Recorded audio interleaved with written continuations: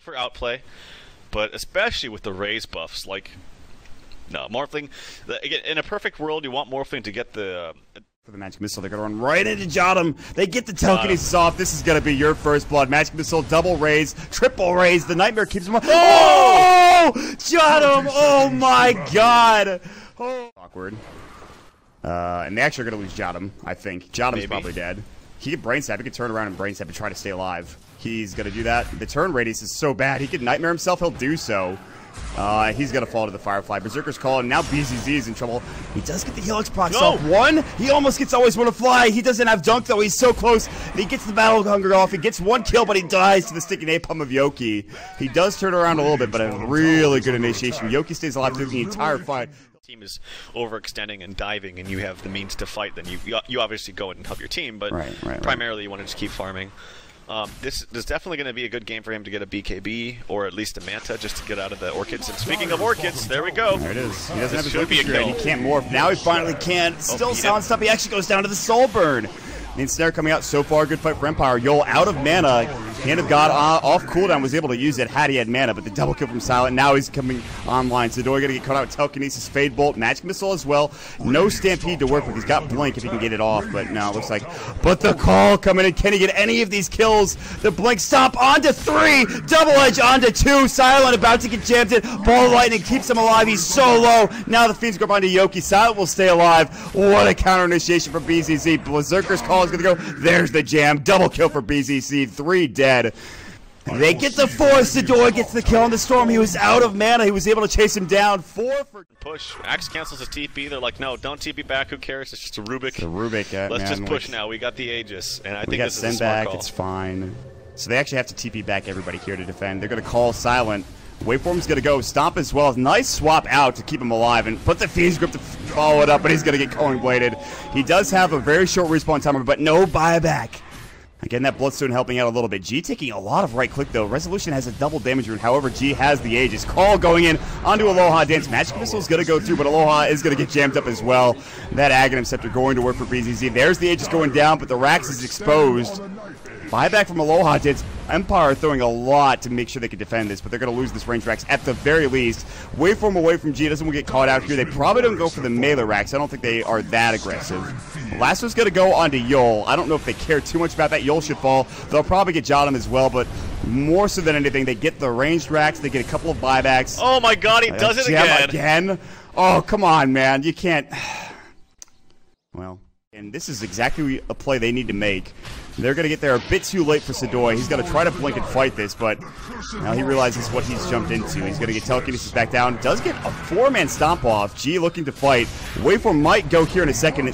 Now there's going to be a Berserker's Call. Resolution's going to get Fiend's Grip as well. Waveform's available. He doesn't have a BKB. Resolution still has an Aegis, though, to work with. Requiem goes, but 2 dead on the side of Empire.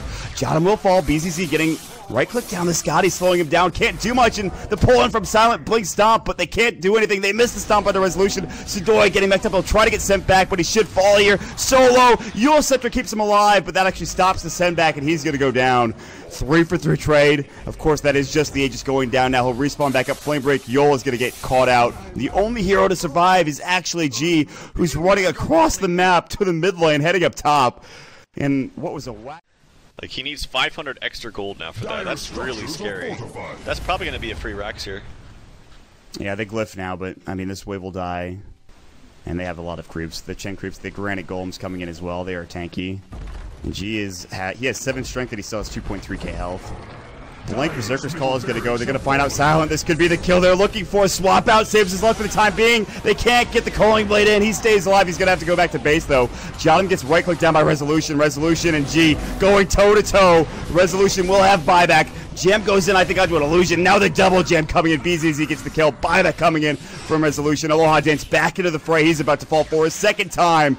Now BZZ gets the double kill. Sidoi up in the air. Always want to fly. In trouble. Waveform out. G's doing work this fight. Silent pops the BKB. They get the Berserker's Call off. Now the Manta going in for G. Waveform out. Resolution getting low. If he dies again, he will not have buyback. Stays alive.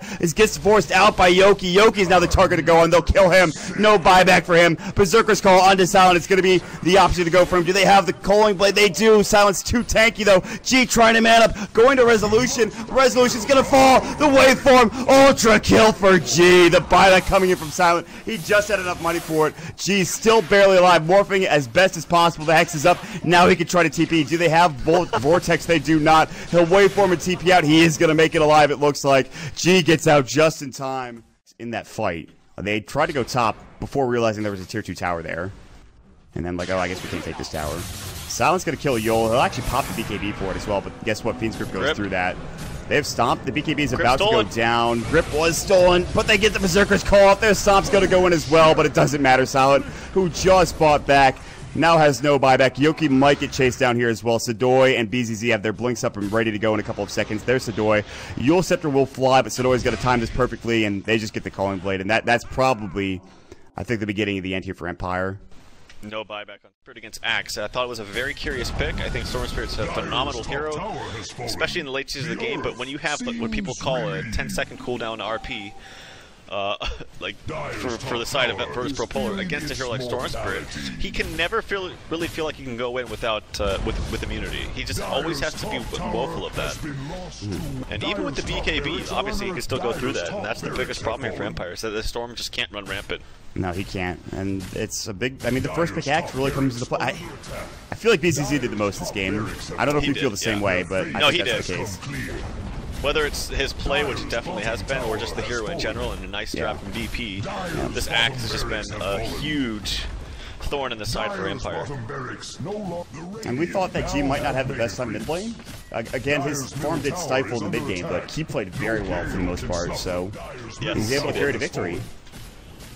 And that's it. I mean, tier 4s, Rax is gone. Silent's going to try to go in for one last hurrah here. They're going to wait for him. Berserker's Call is going to go. Resolution's trying to fight, and they actually missed the Culling Blade. Not that it matters. He's dead.